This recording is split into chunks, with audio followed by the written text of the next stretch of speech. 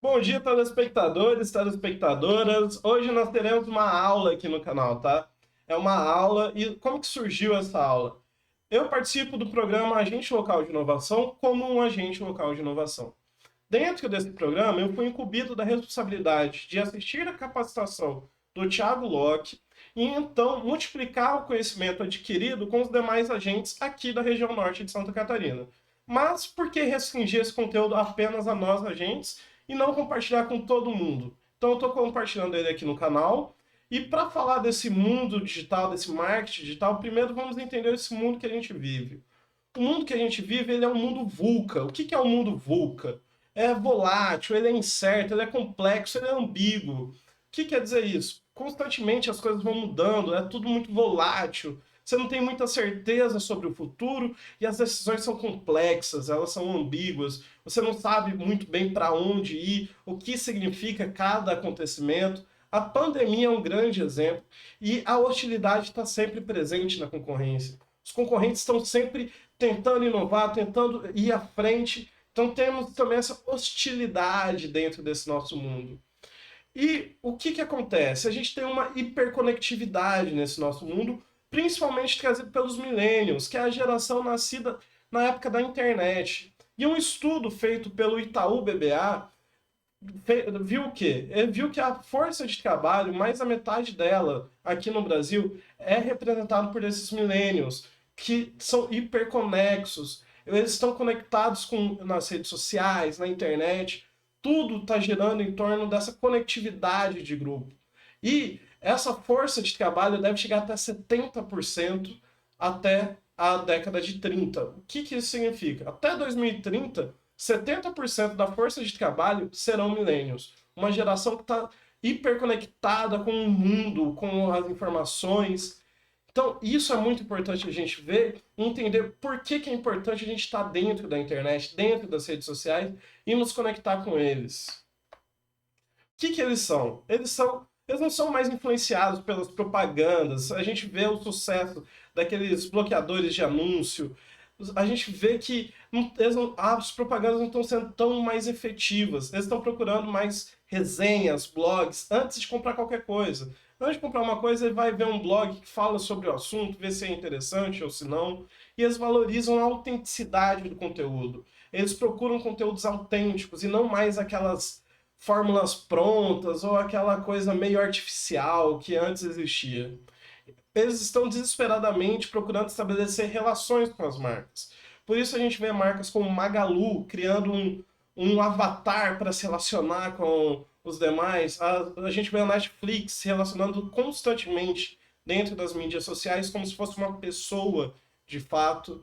E eles querem coproduzir com as empresas. E nisso a gente vê o sucesso do open source, ou seja, daqueles softwares de criação que são abertos. Eles querem dar sugestões, as empresas cada vez mais estão consultando os seus clientes para entender o que eles precisam, quais são suas necessidades, e o clientela está gostando disso, eles gostam de coproduzir com as empresas. E todos os millennials estão com diversos aparelhos eletrônicos. Todo mundo aqui já viu uma pessoa que tem um tablet, além do tablet tem um Kindle, além do Kindle tem um smartphone, um smartwatch, e acima de tudo, eles são consumidores leais, eles gostam de se manter leais à marca. Caso vocês queiram ler um pouco mais sobre isso, eu coloquei a fonte, né, onde eu tirei isso, que é o outboundmarket.com.br. Esse artigo é excelente para entender um pouquinho sobre a geração dos millennials e também como lidar com eles. Só para vocês entenderem a importância disso, quando a gente olha para o Brasil aqui, a gente vê uma população que está predominantemente urbanizada. Em janeiro de 2020, nós tínhamos 211 milhões de pessoas dentro de centros urbanos.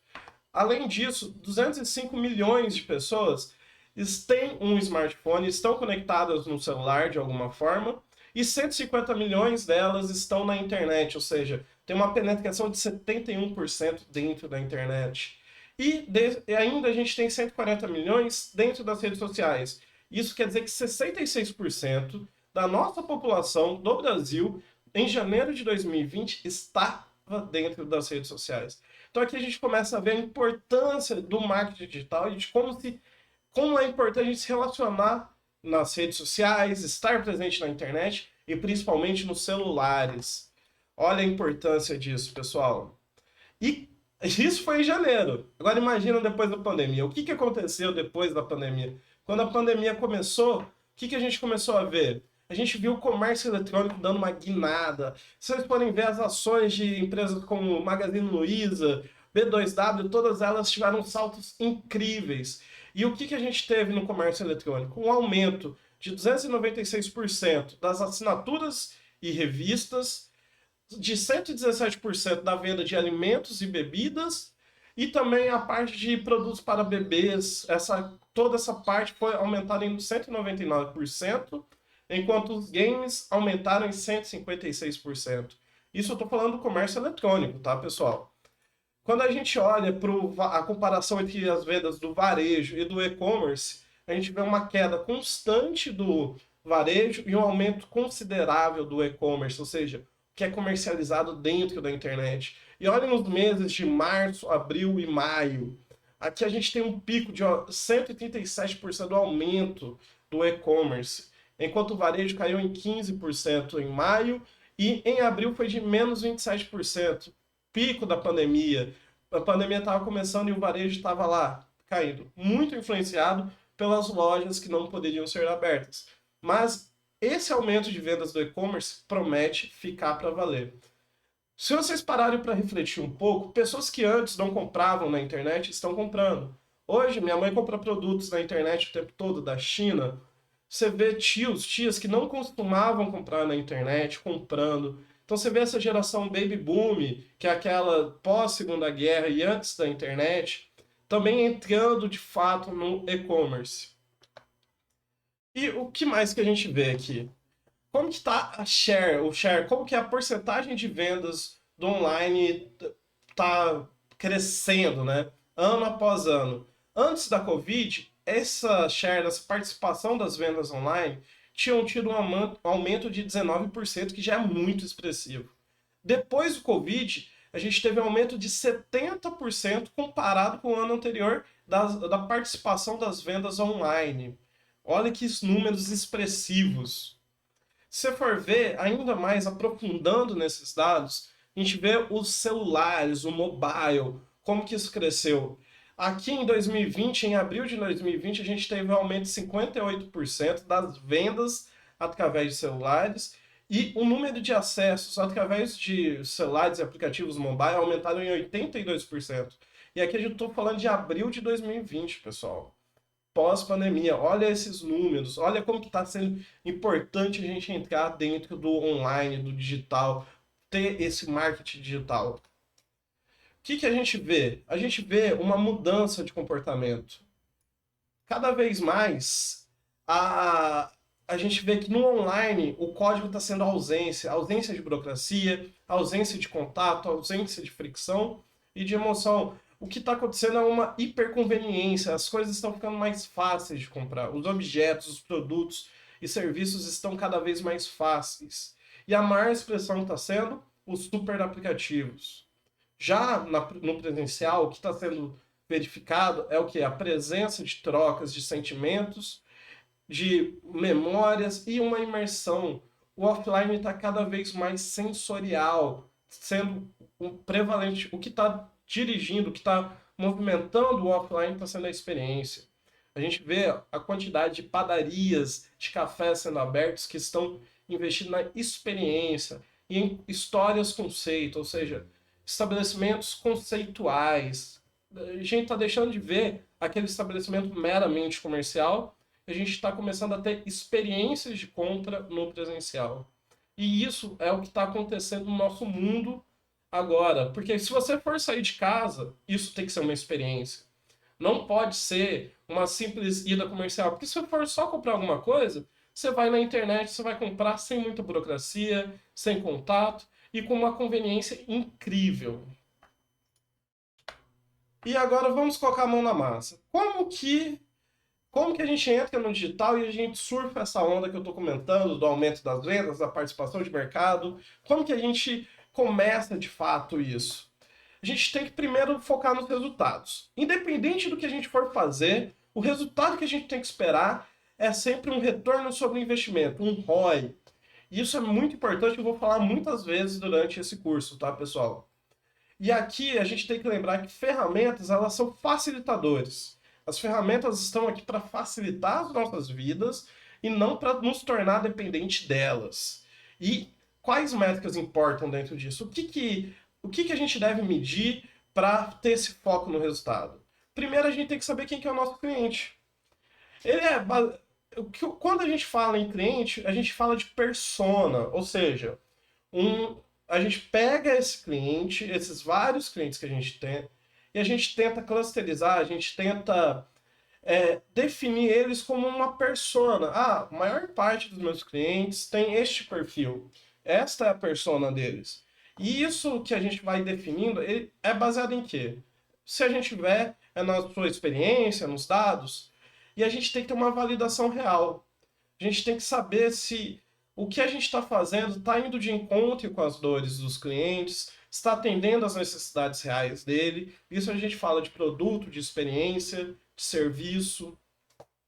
E outra coisa, o marketing digital tem que envolver todas as áreas do negócio. Não adianta você fazer um marketing digital falando, olha, a experiência do cliente aqui na nossa loja vai ser incrível se o seu atendimento não está bem preparado. E outra coisa, pessoal, a gente tem que lembrar que as pessoas mudam, os comportamentos mudam e o mundo muda. Então, tudo que a gente for fazer, a gente tem que fazer ou baseado nos dados ou na experiência, mas não apenas na experiência.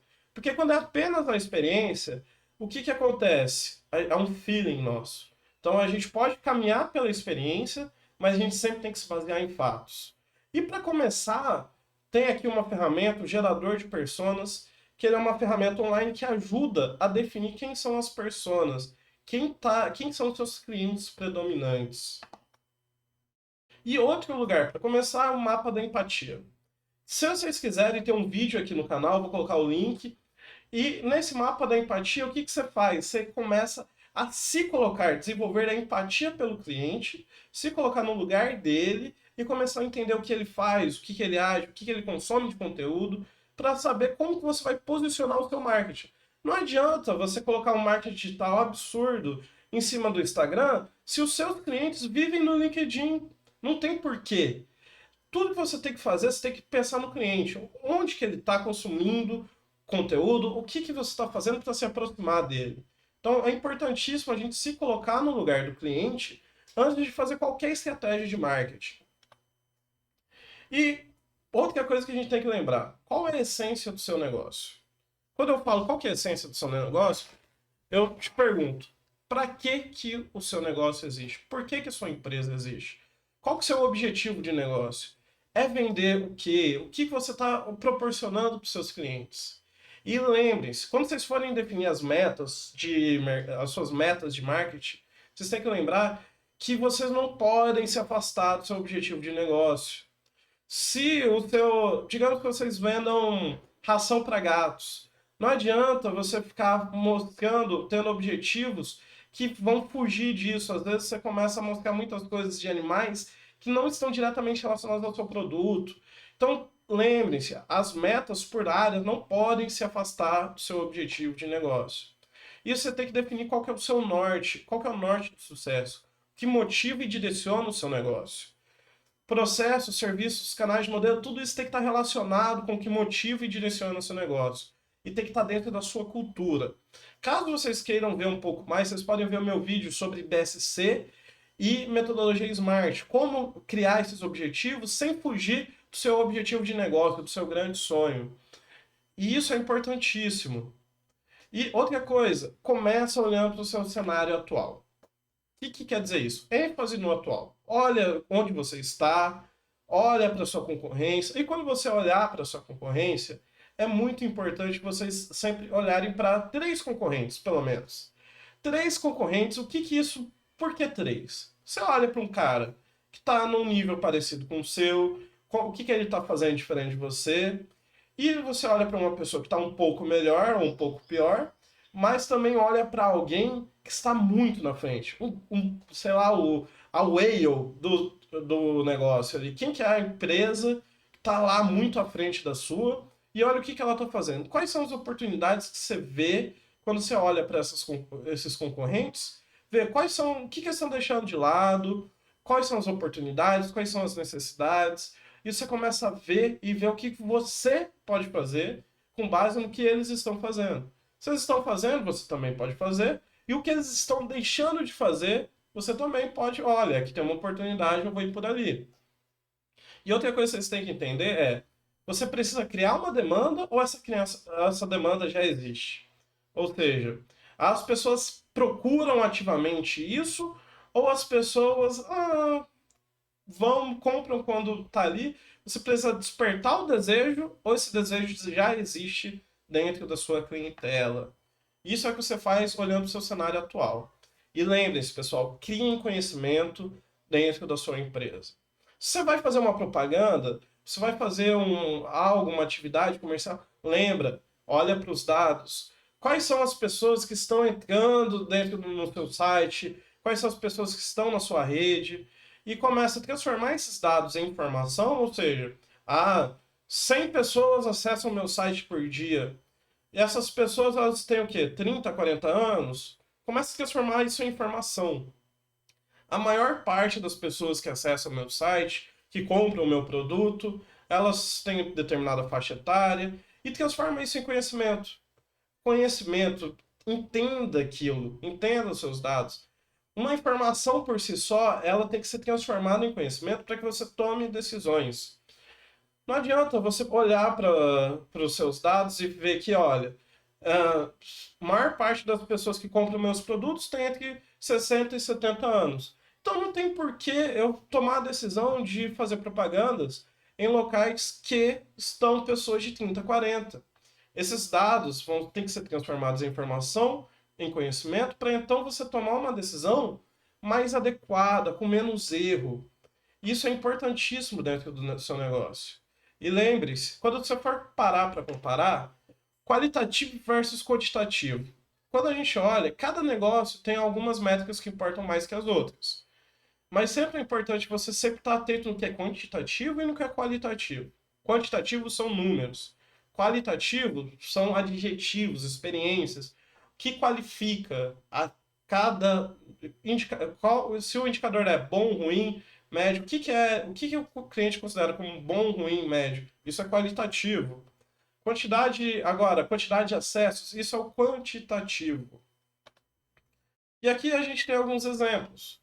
Você pode usar como métricas de atração, ou seja, quais são os números que refletem a atração do seu negócio, da sua propaganda, do seu marketing. É o número de visitas do seu site, as origens e o tempo de permanência dentro do seu site. A taxa de conversão, os indicadores de conversão, você pode ter a taxa de rejeição, a taxa de conversão e o seu CTR. Mas o que é isso? Você pega, são as métricas que mostram o quanto que você está conseguindo converter do que foi atraído, quanto que você está conseguindo converter para dentro do seu site, para dentro de suas vendas. E também as receitas, qual que está sendo o seu ROI, seu LTV e o seu CAC. Como que está sendo isso? E como que você está conseguindo reter esses clientes? Como está sendo o índice de satisfação dos seus clientes, seu NPS? Como está seu churn? Esses são exemplos de indicadores que a gente pode usar dentro do nosso planejamento de marketing digital. E esses indicadores, para cada tipo de negócio, algo vai importar mais que o outro. Para cada tipo de propaganda, algo vai importar mais que a outra. E isso é bom a gente ter bem claro na cabeça, mas que no final das contas, independente do que você faça, você tem que ter um retorno sobre o seu investimento. Do contrário, você está simplesmente gastando dinheiro, você não está trazendo retorno. O retorno sobre o investimento é importantíssimo. Tudo que você for fazer, você tem que conseguir, pelo menos dentro do marketing, né, da propaganda, onde o seu objetivo é alavancar o seu negócio, você tem que ter um retorno. Não adianta você fazer uma propaganda que só está gerando likes, mas não está gerando vendas. Então você tem que conseguir medir qual que é o retorno sobre o investimento. Digamos que você invista R$ 20 em Facebook, R$ 30 em AdWords.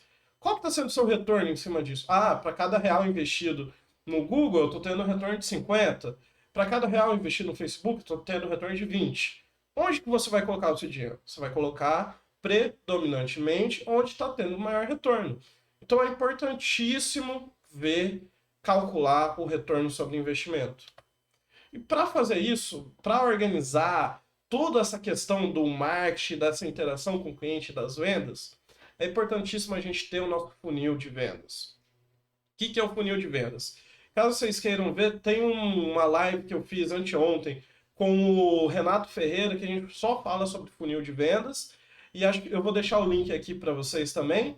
Mas o que é ele? Ele é um funil. Cada etapa que acontece entre o cliente que está lá, o seu lead, o seu prospect, você começa a ver esses clientes e você começa a atrair eles. Depois que você atrai, então o que a gente vê? A gente vê cada etapa do processo de vendas demonstrado no funil. Então, a primeira etapa, você tem que atrair clientes. Eles precisam deixar de ser estranhos e passar a perceber o seu negócio. Então, eles têm que saber da sua existência. Então, você atrai eles. Seja em buscadores, blogs, mídias sociais, site, enfim. A ideia da primeira etapa é atrair clientes. E então, você começa a converter esses clientes. O que é isso? Você começa a fazer um formulário de contato para que ele preencha ali, no caso do inbound. Você liga para eles para tentar firmar uma conexão, no caso do outbound marketing. E então, depois que você consegue fazer esse contato, você vai para a etapa de fechar.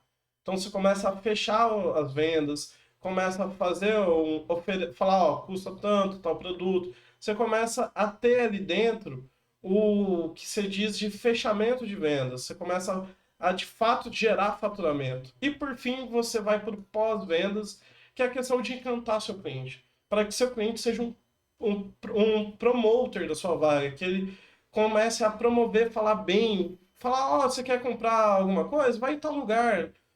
E isso é importantíssimo para você começar a ter mais pessoas atraídas para sua marca. Esse é o funil de vendas, é importante a gente começar a organizar a interação com o cliente dentro desse funil e você entender de fato como funciona esse funil.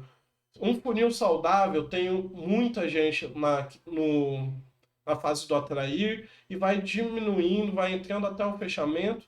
E com isso, se você conseguir medir as taxas de conversão, para cada 100 clientes que eu consigo atrair para o meu site, ou seja, para cada 100 visitas no meu site, eu consigo converter 50 clientes, ou seja, eu tenho uma taxa de conversão de 50% para um formulário de contato. Eu começo a ter uma lista de contatos que eu posso abordar, que eu posso interagir para oferecer produtos.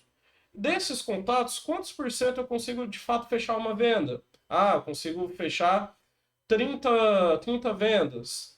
E daí você começa a medir seu NPS, começa a ver quantos desses clientes começam a sugerir se tornam promotores da sua marca. Com isso, você começa a ter uma taxa de conversão, você começa a ter uma previsibilidade do seu negócio.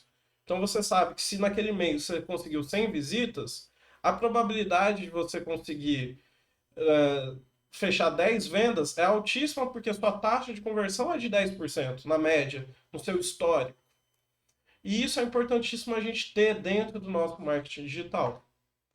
E aqui que eu estava falando é um conteúdo extra, né? A live que eu fiz com o Renato Ferreira, que ele é o sócio fundador da Insight Sales, a primeira plataforma de dados inteligentes de vendas do Brasil e que já fundou e vendeu 2 startups e ajudou mais de 200 empresas como consultor comercial.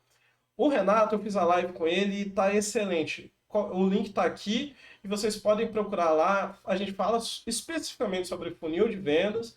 E caso vocês queiram mandar dúvidas, podem comentar aqui no vídeo, tá, pessoal? E agora eu vou falar sobre SEO. O que é SEO? É o Search Engine Optimization. O que é Search Engine Optimization? É, numa tradução livre minha, é o motor de otimização de procura. Ou seja, Google. É como você organiza o seu site para que o Google mostre seu site para as pessoas certas, de forma otimizada e no topo. Então, são técnicas para ajudar a se posicionar melhor nos dispositivos de busca. Google, cadê? E o que acontece? Como que a gente trabalha o SEO? A gente melhora as palavras existentes e indexadas. A gente coloca palavras relativas ao nosso produto, para que quando a pessoa procure no Google, e a pessoa que procura o nosso produto no Google consiga nos achar. Então a gente sempre procura novas palavras relativas ao nosso negócio, ao nosso produto, ao nosso serviço, e começa a fazer ter as palavras bem e criar um baixo CTR. O que é o CTR? É a taxa de rejeição, como que as pessoas as pessoas clicam e ficam no seu site. Você consegue reter as pessoas ali dentro, entendeu? E o Google está sempre mudando, pessoal. Não adianta pegar e falar, ó, você colocar 10, tipo, não existem fórmulas prontas. Por ano, tem 3.200 alterações no Google. Mas todas essas alterações estão sempre ligadas a um foco especial, a experiência do usuário. Então, quando a gente fala, principalmente agora em 2021, se você quiser ter um bom site, que vai ter um bom SEO, ou seja, vai estar bem posicionado nos dispositivos de busca, você tem que focar na experiência do usuário. Se seu site é lento para carregar, a experiência do usuário diminui e você começa a perder pontos dentro do Google e fica mal posicionado. Você não coloca um texto claro que ajuda o cliente entrou no site, se ele não consegue ver direito o que é o site, e ele clica para voltar ou sair, você está perdendo pontos no que diz respeito à experiência do usuário. Então, quando vocês forem pensar em site, pensem na experiência do usuário e não em, falam que colocar tal coisa no Google é bom, é ruim. Cara, o Google está sempre mudando. Não adianta você ficar indo em coisas pontuais e não focar na experiência do usuário. Porque todas as alterações que o Google faz estão hoje voltadas para a experiência do usuário dentro do seu site e dentro da busca dele. E quando a gente vai falar em conteúdo, criação de conteúdo para o seu site, a gente tem que sempre lembrar do EAT. O que é EAT? Vem do inglês de expertise, nível de conhecimento do autor, qual que é a experiência que a pessoa tem, qual é o nível de conhecimento que a pessoa que escreveu aquele conteúdo tem, qual que é a autoridade, essa pessoa, ela tem o que deixa clara a autoridade da pessoa dentro daquele site. Esse site ele é linkado com vários outros sites, várias pessoas procuram aquilo, qual que é a autoridade daquilo? Muita gente olha, por exemplo, vamos pensar aqui, quando a gente fala em compras, a gente tem a Magalu. Várias pessoas vão e procuram a Magalu pela autoridade que ela tem como venda, é um site confiável. A credibilidade, a confiança é importantíssimo na produção do conteúdo. Então, seja do criador, a confiança que as pessoas têm na pessoa que está criando o site, do próprio conteúdo. É um conteúdo seguro, confiável, ele é baseado em fake news. Então, assim, quando você for criar um conteúdo, você sempre tem que se basear no EAT. Expertise, Authoritativeness, ou seja, autoridade, e Trustworthiness. Então, sempre pensar nessas 3 características na hora de produzir um conteúdo. E para você que tem um negócio local, que você não está querendo aquela venda em larga escala em vários lugares, você quer uma venda local, física, é legal vocês pensarem no Google Meu Negócio, que é uma ferramenta do Google que tem ótimo engajamento e ótima conversão. Ele é mais voltado para a atuação local, pequenas e médias empresas e empresas que estão no início da atuação, e também para palavras de cauda longa, ou seja, desentupidores de vaso em Joinville, Santa Catarina. Olha, quando a pessoa busca isso no Google, se você estiver dentro do Google Meu Negócio, isso já ajuda mais. A taxa de engajamento e conversão ali é melhor. E dentro disso você consegue colocar descrição, categoria, fotos, horários que você está trabalhando, informações de perfil, ou seja, você consegue colocar todas essas informações da sua loja no Google Meu Negócio. E também você consegue obter ali o NET, né? O nome, endereço e telefone. Você tem que sempre ter essas informações ali. O nome da empresa, o endereço e o telefone. Vai ter os comentários e as avaliações para as pessoas avaliarem como que foram as experiências delas no seu negócio. É uma ótima ferramenta e eu recomendo demais para as empresas pequenas, médias, que estão iniciando a sua atuação e que buscam uma atuação local, na sua própria região. Agora, quando a gente for falar de redes sociais, a gente tem que tomar um cuidado gigante com as métricas de vaidade. Nosso planejamento, como eu já falei umas 3 vezes aqui, tem que ser voltado a resultados. E quando a gente fala em resultado, é o sucesso do seu cliente. Se seu cliente procura algo para resolver o problema dele, seu produto tem que de fato resolver aquilo. Então, quando a gente fala nisso, a gente tem que pensar que um alcance orgânico, o espaço para um alcance orgânico dentro das suas redes sociais está cada vez menor. Por que isso? Cada vez mais tem mais gente entrando nas redes sociais, trabalhando de forma orgânica ali. Então, quando você entra com um produto lá, cada vez menos tem espaço para você, porque a oferta está muito grande. Então, tá chegando a hora de pensar em publicações pagas, né, os ads. E sempre lembre-se, dividir para conquistar e segmentar para chegar no sucesso. Como assim? Pensa no seu produto, digamos que você tenha 5 produtos, e esses 5 produtos, eles são destinados a públicos diferentes. Sei lá, se você tem uma consultoria voltada à reestruturação organizacional, aqui e você tem, esse é um produto seu. Outro produto é um curso voltado para, sei lá, PDCA. Estou criando coisas avulsas aqui. Não tem por que você fazer a mesma propaganda da sua instituição, do seu negócio, para esses 2 produtos. Segmenta com base nos seus dados. Segmenta os seus anúncios de forma que você consiga direcionar eles para as pessoas certas na hora certa. Porque quando você consegue direcionar para as pessoas certas na hora certa, você consegue chegar no sucesso, que é o que? É a venda, é ter um retorno, ter um ROI, né? Conseguir alcançar a venda de fato. E quando a gente fala em redes sociais, a gente sempre tem que trabalhar em 3 frentes. Essas frentes são o quê? É a comercial, a institucional e a de relacionamento. Então, você sempre fala dos produtos, quando você quer ir para a área falar do comercial. Da parte institucional, você tem que se posicionar como marca, fala da sua marca, o que sua marca está fazendo. Na pandemia, a gente teve marcas como IP falando: olha, a gente está ajudando, produzindo álcool em gel, Ambev também fez isso. Então, as marcas elas foram se posicionando de forma institucional, falando da marca delas e o que elas estão fazendo. E também no relacionamento. À frente de relacionamento, você quer um engajamento, você quer que a pessoa converse com a sua marca. Quem faz um relacionamento excelente é a Magazine Luiza. Se você faz uma compra, ela já manda no seu WhatsApp: ó, sua compra foi assim, e tenta de fato engajar a pessoa no relacionamento. Você vê todas as atividades que essas grandes marcas estão fazendo, elas sempre têm essas 3 frentes. Ora elas estão falando do produto, ora elas estão falando da própria marca, o que a sua marca faz, quais são as prioridades. Por exemplo, digamos que sua marca, a prioridade da sua marca é qualidade. Então faça propaganda disso. Olha, a gente se preocupa com qualidade, obtivemos números excelentes de qualidade. Então você começa a fazer uma propaganda institucional da sua marca. Mas ao mesmo tempo você tem a frente que você fala: ó, nós vendemos tais produtos, caso vocês tenham interesse, acessem o link e se relacionem com o seu cliente. Fala: olha, mostrem os cases de sucesso. Mais um cliente, obtivemos ótimas vendas. Tente se relacionar com as pessoas que de fato compram os seus produtos. E essas são as 3 frentes que devem ser trabalhadas dentro das redes sociais. E cada rede social tem seu objetivo. Então não adianta você fazer vídeos e ficar colocando eles no Instagram, falando sobre o conhecimento da marca, sobre coisas desse tipo, porque no Instagram é um lugar que você faz relacionamento, você faz engajamento.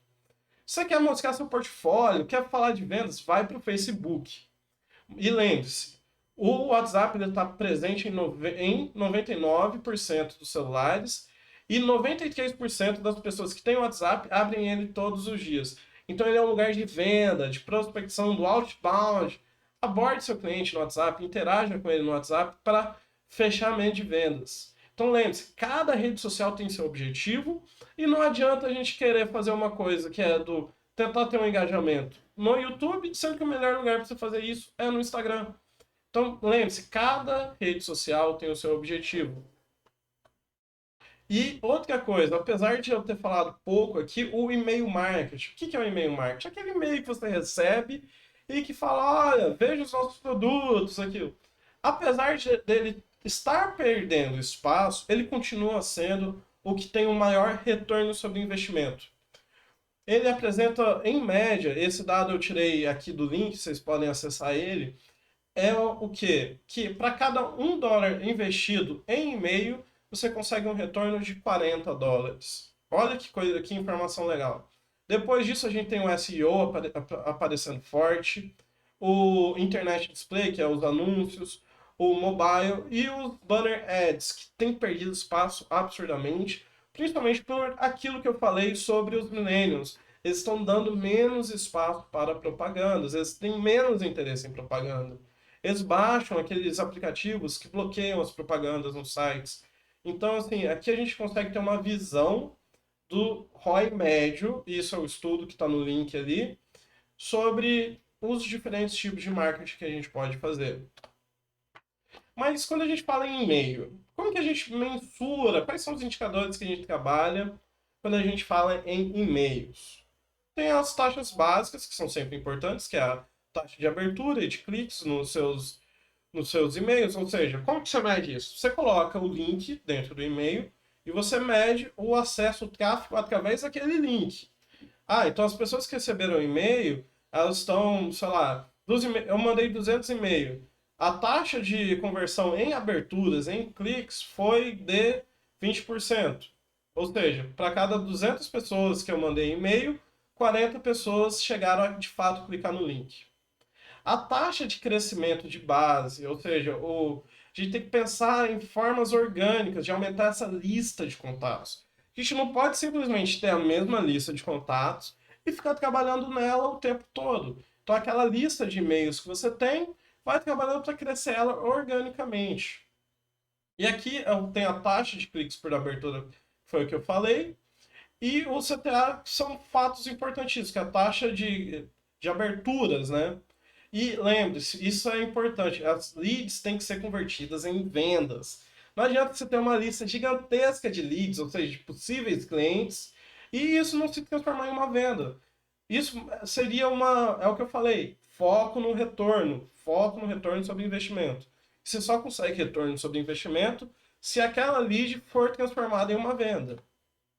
E aqui tem a seguinte dúvida, né? Pensar nas palavras, que é o SEO, ou seja, como que você estrutura o seu site, em quais palavras você coloca lá, e comparando o que é melhor, ter um SEO bom, ter palavras boas colocadas, um site bem preparado ali, ou focar em ads, seja no Google, Facebook, remarketing, publicação e segmentações, o que vale a pena? Depende. Depende do quão saturado está o mercado. Então, quando a pessoa entra no Google e procura lá, de repente, tal serviço, tem muitas empresas oferecendo ou poucas? Ah, aparece pelo menos 30 empresas. Então, cara, vai para o lado dos ads no Facebook, no LinkedIn. Ou você pega e vai lá no Google e procura o produto que você oferece e de repente vê lá que só tem uma outra pessoa que oferece. Então você vai para o lado do SEO, das palavras, trabalhar bem a organização do site, a experiência do usuário dentro do seu site. E quando a gente fala em marketing, não tem como falar de marketing sem falar dos micro momentos de compra. E o que são os micro momentos de compra? São estágios que seu cliente está. Então vamos falar o seguinte. Aqui a gente tem o primeiro micro momento de compra. Se a gente fosse pensar lá no nosso funil de vendas, é o que está lá no topo. São as pessoas que estão no momento eu quero saber. Ah, eu quero saber quanto custa uma TV. Então, quando a gente pensa no micro momento de compra do eu quero saber, 79% dos usuários online no Brasil dizem que estão procurando mais informações agora do que comparado com alguns anos atrás. Ou seja, eu quero comprar uma TV, então eu quero saber mais sobre TVs, quais são as tecnologias existentes. Então as pessoas estão indo na internet e buscar isso. Quando a gente, ainda falando desse momento de compra, 69% dos usuários brasileiros de smartphone pegam o telefone no meio de uma conversa para saber mais informações. Quantas vezes vocês estavam numa conversa falando sobre um determinado produto e a pessoa abriu o celular e foi lá pesquisar sobre aquele produto? Então, é bom entender como funciona esse micromomento. e o momento do eu quero ir.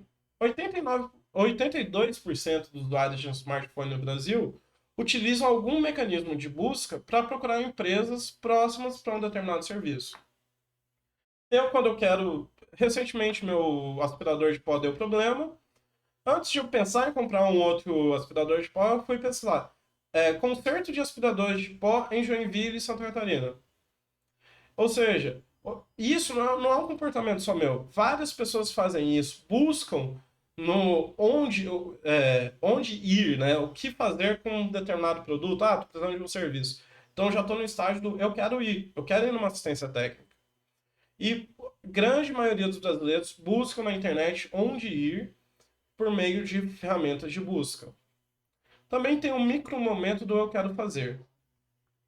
Existem mais de 2 milhões de horas de conteúdo de como fazer, e essas 2 milhões foram consumidas apenas no primeiro semestre de 2015. O que quer dizer isso? Ah, como fazer, como estudar no exterior? Então, são atitudes do fazer. E o que está acontecendo aqui? Existem vários conteúdos de vídeos feitos sobre como fazer determinadas atividades. E as pessoas buscam isso. E, por último, e um dos mais importantes, a boca do funil ali, é o eu quero comprar. As pessoas, 80% dos usuários de smartphone usam seu telefone para influenciar a decisão de compra. Ou seja, você vai lá, eu quero comprar um notebook. Eu normalmente, eu vou num site como Buscapé, Zoom, e vou lá. Quais são os produtos disponíveis? Onde estão? Eu quero comprar, mas eu quero saber o melhor preço. Então, assim, enquanto as pessoas. E principalmente quando eu estou numa loja, vendo qualquer coisa, eu quero ver o que a concorrência está oferecendo ali para eu comprar o melhor produto. É. E depois que eu falei isso tudo, vamos falar agora de onde investir o dinheiro. Onde eu tenho dinheiro para investir em marketing, onde eu quero investir isso? A gente tem que lembrar de considerar o marketing como uma locomotiva do negócio, ou seja, é o marketing que vai ajudar o meu negócio a crescer, a converter em mais vendas. E quando eu falo disso, a gente tem que sempre estar atento aos nossos objetivos comerciais e ter um funil de marketing e uma engenharia reversa, ou seja, lá da ponta até chegar aqui, como que tem sido a experiência do cliente, o que o cliente está querendo, fazer uma engenharia reversa em cima disso e manter um funil de marketing organizado. Quantos clientes eu tenho em cada etapa, como que está sendo minha taxa de conversão de uma etapa para outra do funil, e sempre de acordo aos objetivos comerciais. Por quê? Porque o marketing é a locomotiva do negócio. Então, vou fazer o meu planejamento digital. Então tá, se eu for fazer meu planejamento digital, primeiro eu começo com um diagnóstico do meu cenário atual. Como que eu tô? Eu tenho boas vendas no online ou não? Só tá tudo no offline, não tenho nenhuma presença digital? Faz um diagnóstico, se olha, cria esse autoconhecimento para saber como que você está. Depois disso, você começa a definir objetivos, seja macro ou micro, seja grandes objetivos e objetivos menores, os micro-objetivos. Defina as personas, defina quem são seus clientes, faça o mapa da empatia, vá, procure, interaja com o seu cliente e tenta definir essas personas e entendê-las, para só então você conseguir criar um plano de ação sobre o que você vai fazer. Ah, meu plano de ação, primeiro eu vou lá vou criar uma página no Instagram, uma página no Facebook. E lembre-se, pessoal, vai participar das redes sociais, usem contas pagas. As contas comerciais, elas têm mais ferramentas de análise, te ajudam a criar dados, obter informações.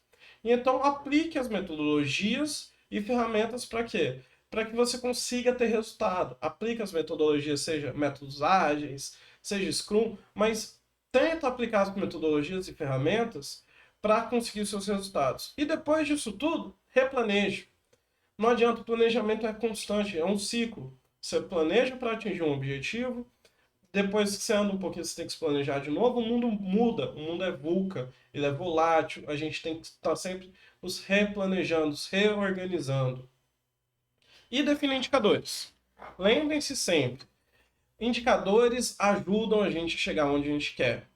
Então, alinhe com seu planejamento estratégico, vejam meu vídeo sobre BSC e metodologia SMART para definição de indicadores, eles ajudam muito. Eles determinam uma forma boa de... Quando você determina uma meta a ser atingida, você tem que ter um indicador, não adianta. Senão você vai estar, eu quase cheguei na meta. Mas o que é quase chegar? Cheguei a 70% da meta. Eu cheguei a 30%. E eles são uma ótima ferramenta para a melhoria contínua. Quando você tem indicadores, você consegue ver onde você tem desvios para corrigi-los e acompanhar a performance de cada ponto que você está acompanhando ali.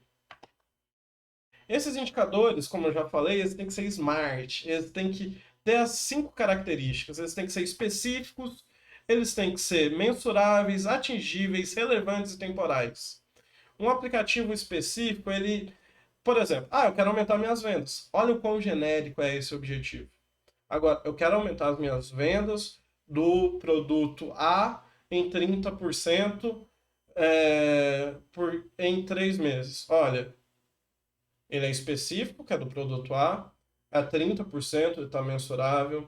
Ele é atingível, porque não é uma meta absurda. Ele é relevante, porque esse produto é importantíssimo para o meu negócio. E ele é temporal, porque eu coloquei um tempo para atingir esse resultado. Então, sempre que for falar em indicadores, os indicadores eles têm que ter essas 5 características. Específico, mensurável, atingível, relevante e temporal. E planeje as suas evoluções. Uma boa forma de planejar é usando OKRs, que são os Objectives and Key Results. E eles dão suporte para os KPIs. Caso vocês tenham interesse, eu coloquei aqui um link para o curso online do Sebrae. Caso você tenha uma empresa, um CNPJ cadastrado lá, você consegue assistir esse curso online de forma gratuita. E metodologias ágeis também são uma ótima forma de planejar a sua evolução. Seja Scrum, startup enxuta, existem várias formas de planejar. Mas é importante que você consiga uma meta que seja data-driven, ou seja movida por indicadores, metas movidas por indicadores, e construir cenários, um cenário pessimista, realista e um otimista, para que você saiba o que você vai fazer caso cada uma desses cenários aconteça. E sempre ficar testando. Ou seja, você, eu vou fazer uma propaganda sobre um produto meu. Testa essa propaganda, joga lá, analisa a evolução. Como que tem sido o engajamento, a taxa de conversão. Daí você começa a testar outras propagandas e começa a ver qual que é melhor. O importante é você ter uma evolução constante. Você não pode ter medo de errar, mas você tem que garantir que quando você errar, você vai aprender e vai saber por que você errou. Não adianta você colocar uma propaganda com a foto do seu produto e ela não ter uma taxa de conversão boa, se você não sabe por quê. De repente, a foto que você colocou, ela tem uma má qualidade, não está carregando no celular. Então, você tem que entender, com os seus erros, o que você precisa corrigir. Assim você vai estar sempre numa evolução constante. E outra coisa que é importantíssima é o tráfego e a performance. Você precisa usar o seu histórico e olhar para a concorrência para tentar prever o seu futuro. Onde que você quer chegar? Onde que eu estou? O que eu posso fazer? Meu mercado ele possui uma sazonalidade? Não adianta eu tentar vender matrículas escolares no meio do ano, no meio de um semestre, se a sazonalidade do meu negócio é lá no final ou no início. Não tem como. Você tem que entender a sazonalidade do seu mercado e criar um funil multicanal para que você consiga essas taxas de conversão e ter previsibilidade. Se você vende matrículas de ensino médio, ensino fundamental ou qualquer coisa do tipo, não adianta você ficar lá na metade do semestre tentando ter altas taxas de conversão. Sua taxa de conversão está lá no começo, no final do ano. Então você tem que ter uma previsibilidade sobre o seu faturamento para você se planejar. Imagina, você chega lá em abril, maio, e você está precisando ter um faturamento alto de taxa de conversão, mas é um mês ruim para você, não adianta. Então você tem que focar, entender a sazonalidade, se planejar para que nos meses que você é mais efetivo, conseguir ter a conversão que você precisa e não ficar no desespero nos outros meses. E controle os canais. Entenda onde está seu público target, onde está o público que você procura. E qual mídia está trazendo os melhores resultados. Você pode ter várias mídias, mas entenda qual está trazendo os seus melhores resultados. Meça a efetividade. Existem várias formas. Você pode colocar uns links em que você vai medir a taxa de clique daquele link. Existem várias formas, mas o importante é você ver qual mídia está trazendo o melhor resultado. E qual meio, plataforma e formato também. Não adianta você ficar indo e investindo em um formato de propaganda que não está trazendo resultado. Às vezes você está investindo em brinde, sendo que o que está trazendo resultado é promoção. Você tem que ficar atento em o que está trazendo o melhor resultado e investir nisso. Controlar isso para saber também o que está dando certo e o que está dando errado. É aquela coisa, se for para errar, erre aprendendo. Não adianta você errar e não aprender nada com o seu erro. E aqui tem algumas dicas para elaborar um plano de mídia. Um curso do Hotmart aqui excelente sobre sobre planos de mídia e também alguns modelos de Excel, umas templates de Excel para que você faça esse acompanhamento das mídias sociais, de onde você está colocando seu investimento. Aqui tá os links e vocês podem acessar, pessoal. E agora, caso vocês tenham alguma dúvida, fiquem à vontade de comentar aqui no canal, que daí eu vou respondendo essas dúvidas conforme eu vou tendo tempo, tá? E caso vocês tenham interesse, me sigam no Instagram e no Twitter, @inovagora no Instagram e inovagora no Twitter. No Instagram tem um ponto ali no meio, é importante vocês verem isso. Mas me sigam lá e me ajudem a produzir mais conteúdos, tá, pessoal? E por fim, deem um like, se inscrevam no canal e muito obrigado por assistirem esse vídeo. Tchau, tchau!